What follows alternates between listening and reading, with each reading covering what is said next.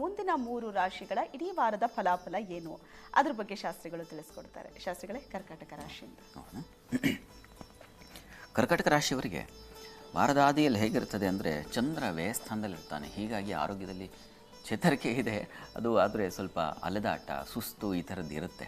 ದಾಂಪತ್ಯದಲ್ಲಿ ಮನಸ್ತಾಪಗಳಿದೆ, ವೃತ್ತಿಯಲ್ಲಿ ಗೌರವ, ಇದೆಲ್ಲ ತುಂಬ ಚೆನ್ನಾಗಿದೆ, ತೊಂದರೆ ಇಲ್ಲ. ಕರ್ಕಾಟಕ ರಾಶಿಯವರಿಗೆ ಆಶಾಧಿಪತಿ ಮತ್ತು ಬುಧ ಒಟ್ಟಾಗಿದ್ದರೆ ಕೌಶಲ್ಯ ಚೆನ್ನಾಗಿರುತ್ತದೆ ಅಂತ, ಜಾಣ್ಮೆ ಇರುತ್ತದೆ, ಇದೆಲ್ಲ ತುಂಬ ಚೆನ್ನಾಗಿದೆ, ತೊಂದರೆ ಇಲ್ಲ. ಆದರೆ ಸ್ವಲ್ಪ ಆರೋಗ್ಯ ವ್ಯತ್ಯಾಸ ಆಗೋ ಸಾಧ್ಯತೆ, ಅದು ರಾಹು ಮತ್ತು ಅಷ್ಟಮದಲ್ಲಿರ್ತಕ್ಕಂಥ ಮಾಂದಿ ಉದಯ ಆಗಿರೋದು. ಹೀಗಾಗಿ ಸೋಮವಾರ ಮತ್ತು ಮಂಗಳವಾರ ಸ್ವಲ್ಪ ಸುಸ್ತಾಗಿಬಿಡ್ತೀರ, ಸ್ವಲ್ಪ ತೊಂದರೆ ಆಗೋ ಸಾಧ್ಯತೆ ಇದೆ.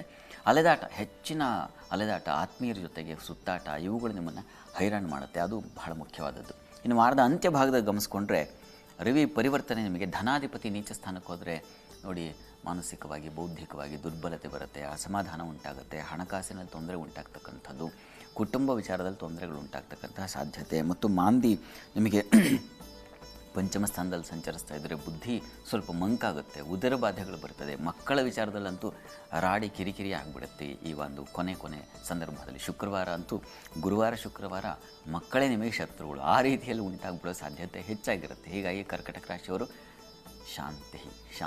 ಶಾಂತಿ ಮಂತ್ರ ಹೇಳ್ಕೊಳ್ತಾ ಇರಬೇಕು. ಪರಿಹಾರಕ್ಕೆ ಏನಪ್ಪ ಕರ್ಕಾಟಕ ರಾಶಿಯವರಿಗೆ ಅಂದರೆ, ಈಶ್ವರ ಸನ್ನಿಧಾನದಲ್ಲಿ ರುದ್ರಾಭಿಷೇಕ ಮಾಡಿಸಿ. ತುಂಬ ಸಮಾಧಾನ ಬೇಕು, ಶಾಂತಿ ಬೇಕು, ಈ ಸಿಟ್ಟು ಕೋಪ ಎಲ್ಲ ಹೋಗಬೇಕು ಅಂದರೆ ನೋಡಿ ಈ ಪರಿಹಾರ ತುಂಬ ಒಳ್ಳೆಯದು, ಮಾಡಿಸಿ. ಇನ್ನು ಸಿಂಹರಾಶಿಗೆ ಹೋಗೋಣ. ಸಿಂಹರಾಶಿಯವರಿಗೆ ವಾರದಾದಿಯಲ್ಲಿ ಹಾಲು ಹೈನು ವ್ಯಾಪಾರಿಗಳಿಗೆ ವಿಶೇಷವಾದ ಲಾಭ ಇದೆ. ವೃತ್ತಿಯಲ್ಲಿ ಅನುಕೂಲ, ಅವಕಾಶಗಳು ಸಿಗ್ತಕ್ಕಂಥದ್ದು ಸಾಧ್ಯತೆ ಇದೆ. ದಾಂಪತ್ಯದಲ್ಲಿ ಮನಸ್ತಾಪ, ಘರ್ಷಣೆ, ಕುಟುಂಬದಲ್ಲಿ ಸ್ತ್ರೀಯರಿಗೆ ನೋಡಿ, ಅಲ್ಲಿ ಕುಟುಂಬ ಸ್ಥಾನದ ಅಧಿಪತಿ, ಅಲ್ಲಿ ಕುಟುಂಬ ಸ್ಥಾನದಲ್ಲಿ ಚಂದ್ರ ಇದ್ದಾನೆ, ಅವನು ಸ್ವಲ್ಪ ವೀಕ್ ಆಗಿದೆ. ಅಂದರೆ ನಿಮ್ಮ ರಾಶಿಗೆ ಹೋಲಿಸಿದ್ರೆ ವ್ಯಯಸ್ಥಾನದಲ್ಲಿ ಸಂಚರಿಸ್ತಾನೆ, ಈ ಕಾರಣದಿಂದಾಗಿ ಸ್ವಲ್ಪ ಮಟ್ಟಿಗೆ ಅಸಮಾಧಾನಗಳು ಏರ್ಪಾಡಾಗಬಹುದು. ಸ್ತ್ರೀಯರಿಗೆ ಪರಿಶ್ರಮ ವ್ಯರ್ಥ ಆಗಬಹುದು, ಆ ರೀತಿಯಲ್ಲಿ ಇರ್ತದೆ. ಹೀಗಾಗಿ ಸ್ವಲ್ಪ ತಾಳ್ಮೆ ಬೇಕು ನಿಮಗೂ ಕೂಡ. ಇನ್ನು ವಾರ ಅಂತ್ಯ ಭಾಗ ಗಮನಿಸ್ಕೊಂಡ್ರೆ ಸಿಂಹರಾಶಿಯವರಿಗೆ ನಿಮ್ಮ ಆರೋಗ್ಯದಲ್ಲಿ ವ್ಯತ್ಯಾಸ ಆಗಿಬಿಡುತ್ತೆ. ರಾಶ್ಯಾಧಿಪತಿ ನೀಚನಾದಾಗ ಬಲ ಹೊರಟು ಹೋಗಿಬಿಡುತ್ತೆ. ಭೂಮಿ ವಾಹನ ವಿಚಾರದಲ್ಲಿ ತೊಂದರೆಗಳಾಗ್ತಕ್ಕಂಥದ್ದು. ವೃತ್ತಿಯಲ್ಲಿ ಸ್ವಲ್ಪ ಸಹಕಾರ ತೊಂದರೆ ಇಲ್ಲ, ಅದು ಕರ್ಮಸ್ಥಾನದ ಅಧಿಪತಿನೂ ವೀಕ್ ಆಗಿದ್ದಾನೆ. ಹೀಗಾಗಿ ವೃತ್ತಿಯಲ್ಲೂ ತುಂಬ ಬಲ ಇದೆ ಅಂತ ಹೇಳೋಕ್ಕಾಗಲ್ಲ. ಸ್ವಲ್ಪ ಮಟ್ಟಿಗೆ ತೊಡಕುಗಳು, ತೊಂದರೆಗಳು ಇದ್ದೇ ಇರುತ್ತೆ.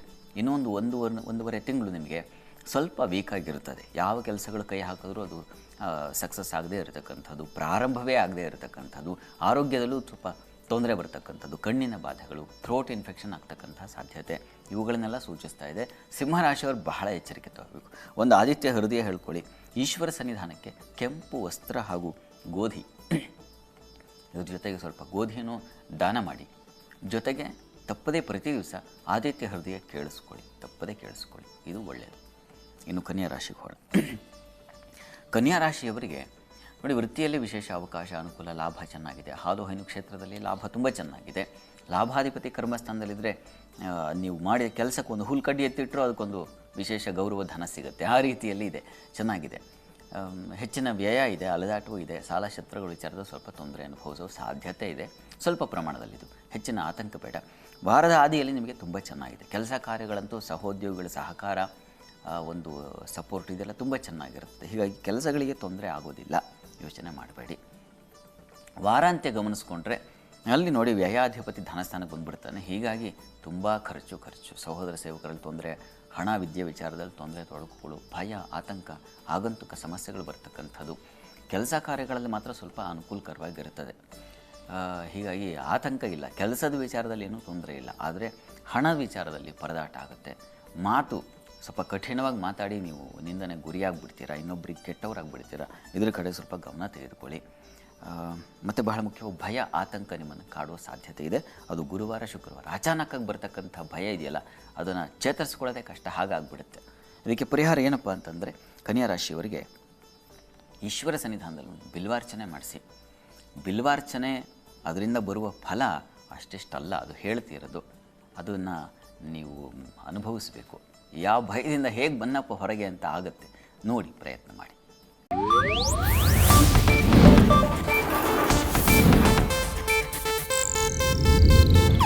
ಇದು ಏಷ್ಯಾನೆಟ್ ನ್ಯೂಸ್ ನೆಟ್ವರ್ಕ್ ಪ್ರಸ್ತುತಿ.